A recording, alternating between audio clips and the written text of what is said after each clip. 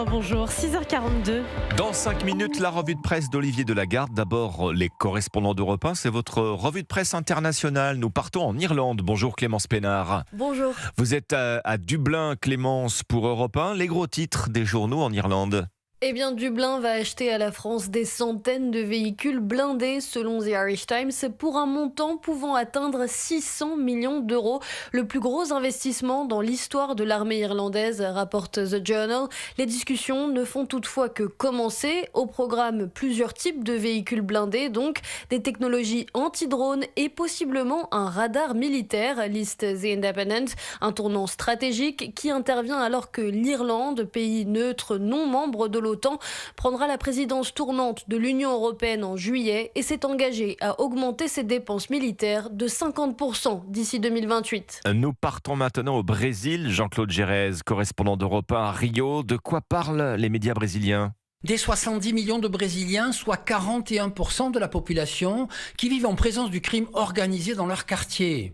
La présence des factions et des milices est davantage perçue dans les grandes villes par plus de 55% des personnes interrogées par l'Institut Datafolha, relève le Correio Brasiliense.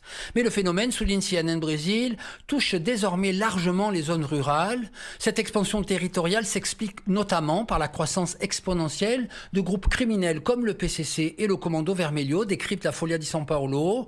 Avec l'implantation d'entrepôts logistiques, les campagnes sont devenues des espaces de conflits armés. Les 2/3 des personnes interrogées, relève le site G1, assurent que le crime organisé agit sans se cacher et influence largement les décisions et les règles de coexistence locales. Nous sommes enfin en Égypte. Noura Abdel-Basset, on vous retrouve au Caire pour Europe 1. De quoi est-il question ce matin dans les journaux chez vous ? Eh bien, du grand pari du ministre de l'Éducation. Dès la rentrée prochaine, l'Égypte veut accélérer la généralisation du modèle japonais qui a déjà franchi le cap symbolique des 100 écoles. Pourquoi ce détour par Tokyo ?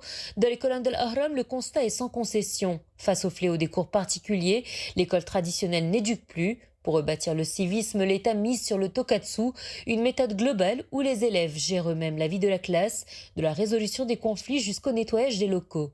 Un défi titanesque pour le quotidien Masrillium qui pointe d'ailleurs la résistance de parents réticents face à ce choc culturel et redoute un système à deux vitesses face à la masse des 25 millions d'écoliers. Mais le gouvernement persiste. Pour moderniser sa jeunesse, le Caire ne regarde plus vers l'Occident, mais parie sur le soleil levant. Noura Abdel-Basset, correspondante d'Europe 1 en Égypte.